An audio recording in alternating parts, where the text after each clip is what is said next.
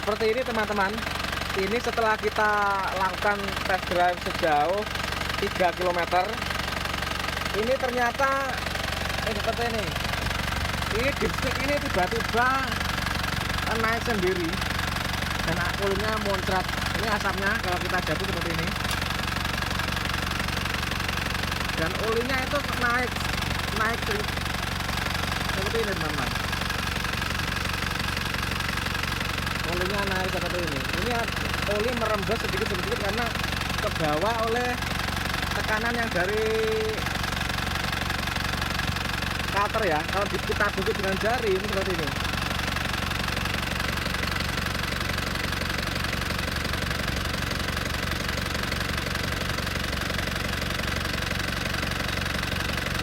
Jadi seperti ini.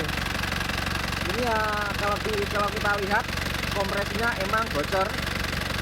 Tetapi mesin yang jenis seperti ini, yang generasi baru seperti ini walaupun ngobosnya seperti ini, tapi biasanya asap knalpot itu tidak tebal, asalkan pembuangan dari PCV itu dibuang langsung ke bawah. Kalau kita masukkan lagi ke sini, nanti ini akan membawa oli masuk ke dalam turbo, akhirnya asapnya menjadi putih. Itu adalah ciri khasnya dari mesin yang turbo seperti ini. Jadi kebanyakan kalau sudah ngobos seperti ini, itu dibuang langsung ke bawah seperti ini.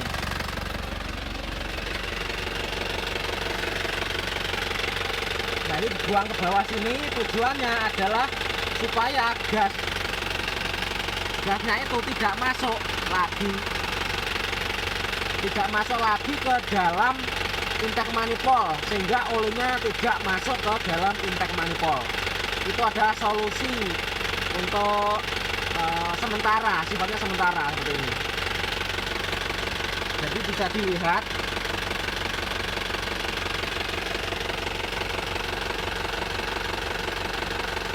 tebalnya itu seperti ini, asapnya seperti ini ya di bawah itu. Ini masih kita buang di bawah, makanya ini banyak ulinya seperti ini.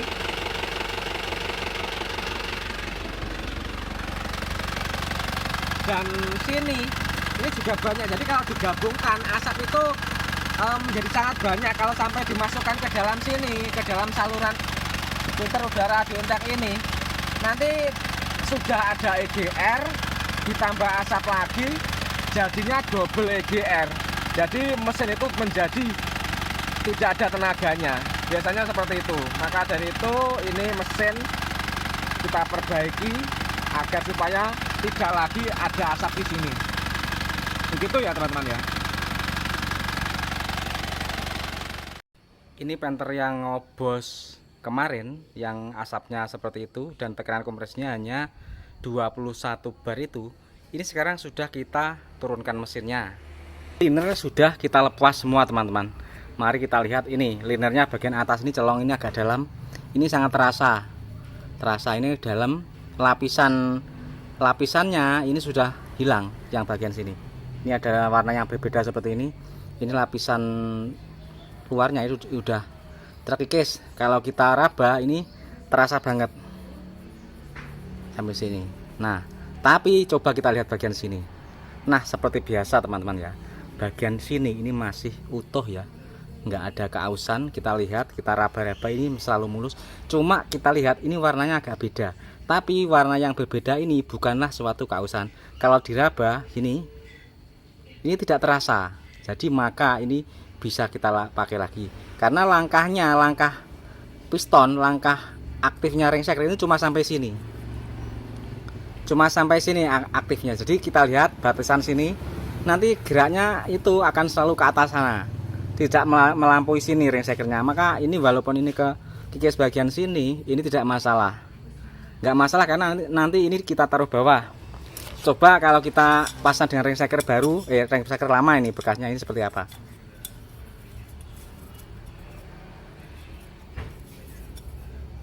Nah ini teman-teman, jadi kalau dilihat sebenarnya ring shaker ini keausannya tidak seberapa, karena ini belum melampaui 1 mm, belum melampaui. Tetapi karena ini celong Ini bagian ini celong, kita lihat.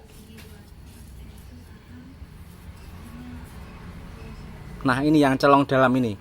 Ini celong dalam. Ini lukanya itu tidak silindris, jadi oval. Maka dari itu kebocoran itu akan terjadi walaupun keausan ring shakernya rata, tapi kalau linernya ini celong, jadi otomatis ring shaker itu kalau sudah melampaui top di sini pasti berongga.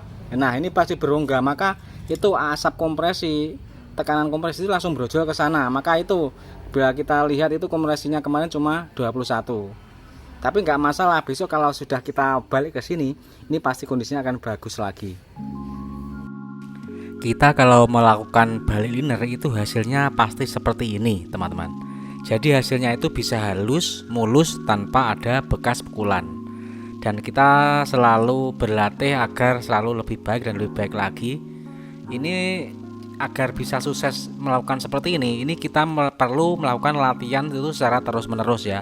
Jadi untuk bisa presisi itu bukan hanya sekedar sekali dua kali, tapi kita sudah melakukannya puluhan kali mobil yang sudah kita kerjakan, dan hasilnya itu awet sampai 7 tahun teman-teman, karena kerapiannya itu memang terjamin. Kalau kita melakukannya dengan cara ngasal, misalnya liner itu kita pukul dengan palu sampai benjol-benjol, itu nanti pasti akan tidak rapat kompresinya, nanti pasti tidak awet, karena nanti pakainya itu tidak menyentuh 100% terhadap bibir liner. Maka dari itu kunci dari kesuksesan seperti ini adalah karena skill, karena kita berlatih. Karena saya melakukan seperti ini sudah seperti tak terhitung ya, karena sudah sejak lama, sejak tahun sekitar 2000 ini sudah sering kita kerjakan. Dan ini sangatlah aman, karena dulu itu tahun 2000-an itu kan era angkutan plat kuning, itu Bison itu pengerjaannya kalau ngebul rusak ya seperti ini. Kalau Bison saja, angkutan umum saja sampai kuat bertahun-tahun, kenapa mobil pribadi itu nggak kuat? Pastinya kan malah bisa 4 kali lebih kuat. Misal kalau Bison angkutan umum bisa bertahan 2 tahun, mestinya kalau mobil pribadi bisa 7 tahun. Nah, ini asernya setelah turun ini langsung kita bungkus dengan kertas ya teman, dengan koran supaya tidak kotor. Jadi nanti saat kita membersihkan itu tidak terlalu lama. Dan seperti biasa, kalau penter tahun segini ini kondisi astrek ini masih bagus ya. Ini shakernya seperti ini teman-teman, yang dari Palembang. Ini penter yang dari Palembang. Ini kita tunjukkan. Kalau kita lihat groove-nya di sini, groove ini masih sangat bagus sekali. Kalau dipasang ini pasti bisa sempurna, tidak akan menimbulkan kebocoran kompresi. Kondisi ring shaker baru dan groove yang seperti ini kompresi akan bisa sempurna, mantap. Tapi ini shaker ini kondisinya, badan shaker ini sudah agak keausan sedikit seperti ini. Maka yang di sini kelihatan seperti ini ada kilau. Kalau yang sini kan kusem ya. Ini masih ada semacam garis-garis bebutan gitu teman-teman. Jadi ada alur-alur bekas bebutan. Dan yang badan sini ini alurnya ini sudah mulai hilang dan kilau seperti ini. Menandakan kalau seperti ini, piston ini sudah mulai goyang sedikit gini. Kalau mesin hidup itu goyang, itu bukan ngobosnya, tetapi suaranya menjadi sedikit agak kasar. Maka dari itu ini piston ini kita ganti sekalian. Tentu saja atas persetujuan dari yang punya. Tadi kemarin sudah saya berbicara dengan orangnya.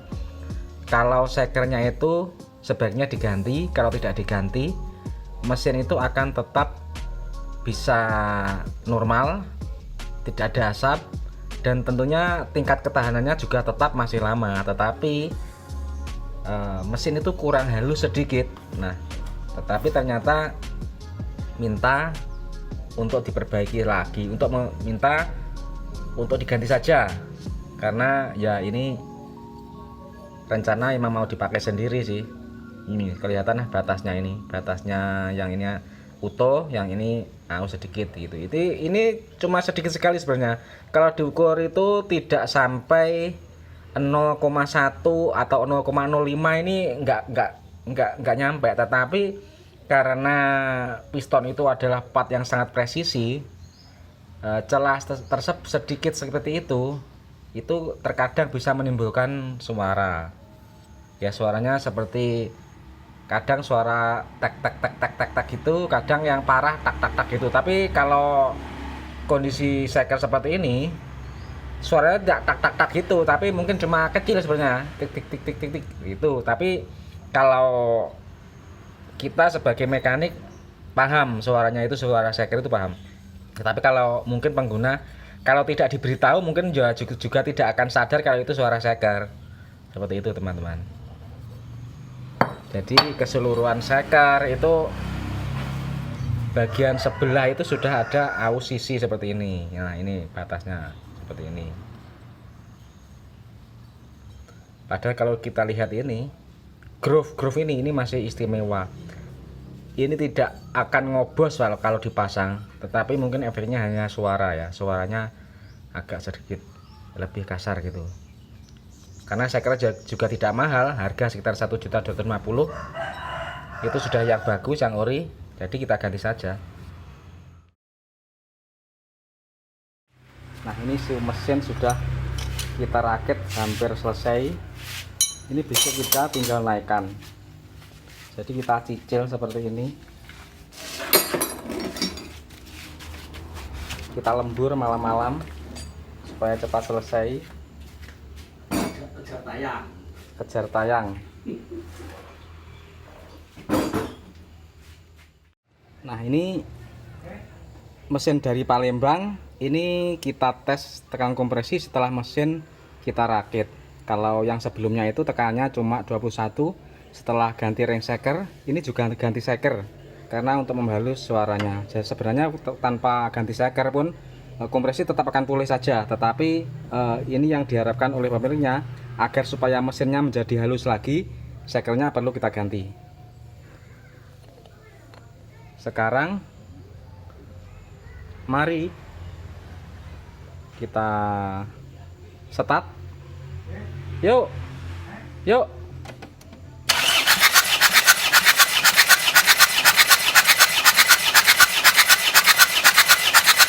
Oke. Nah, tekanannya sangat bagus sekali ya teman-teman ya. Ini mencapai 29 bar. Tekanannya sudah sangat normal sekali. Kalau dari sebelumnya ini cuma 21, sekarang sudah mencapai 29 bar. Sebenarnya kalau alat kompresi meter ini pendek, selangnya tidak sepanjang ini tekanan kompresinya pasti mencapai 30 bahkan 31 ya. Coba kita starter lagi seperti apa, kita tingkatkan lagi. Jajah Pak, los starter. Yuk. Ya, sudah sampai di 29 ini ya tekanannya. Sebenarnya tekanan kompresi itu sudah bisa dibayangkan dari keluaran ventilasi kalter ya teman-teman ya. Jadi misalnya begini, kalau asap ditutup pengisian oli ini asapnya nggak ada atau sangat minimal, itu otomatis tekanan kompresinya juga tinggi. Nah, asap diptik juga seperti itu. Kalau asap itu sudah tidak ada seperti ini, bersih seperti ini otomatis tekanan kompresi itu akan maksimal. Jadi hal tersebut sudah merupakan ciri khas ya.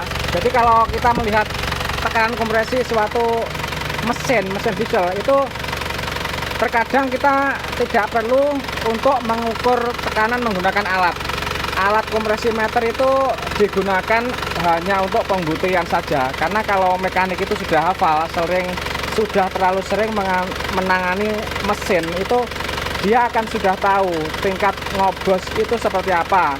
Kalau asapnya besarnya segini, itu tekanan kompresinya gini. Kalau ngobosnya sebesar itu, nanti tekanannya kompresi turunnya segitu. Itu biasanya mekanik itu sudah hafal. Jadi kalau sudah tidak ada asap seperti ini teman-teman ya, kalau sudah tidak ada asap seperti ini tekanan kompresi pasti tinggi. Ini punya bapak dari Palembang itu. Ini sebelum kita turunkan, ini tekanan kompresinya sudah kita ukur itu cuma 21, sedangkan tadi setelah mesin itu sudah hidup, itu tekanan kompresinya itu menjadi 29. Jadi peningkatannya sangat banyak sekali. Dari ngobos itu 21, terus setelah mesin sehat itu tekanan kompresinya menjadi 29. Jadi seperti itulah perbedaannya. Jadi kita menilai mesin sehat dan tidak itu kita bisa menilai dari asap sini sudah bisa. Jadi kita sudah bisa menilai asap dipstick itu tebalnya seberapa, itu sudah bisa dibayangkan kesehatannya mesin itu ya. Dan dari kita test drive teman-teman, Panther dari Kalimantan Selatan, Palembang. Ini kita melakukan test drive lagi ke Gunung Kendoko, rute menanjak. Nanti sampai sana akan kita lihat lagi asap dipstick seperti apa. Kalau kemarin asapnya itu sangat luar biasa, bahkan oli sampai nyiprat-nyiprat keluar melalui dipstick.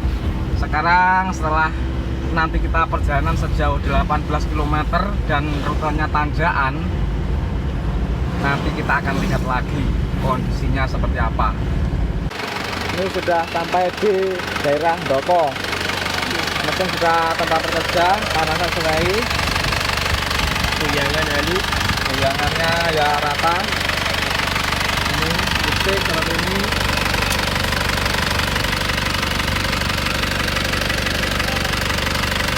Sudah bersih, nggak ada asap ya.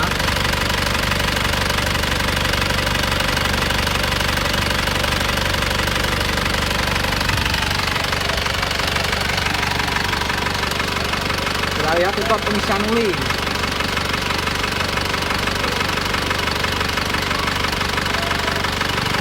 Nah, seperti ini asapnya.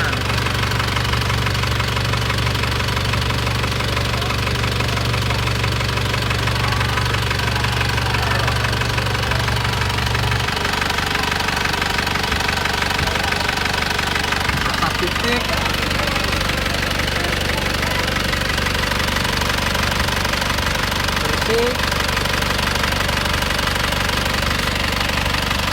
Asap knalpot, asap knalpotnya nyaris tidak ada, seperti ini.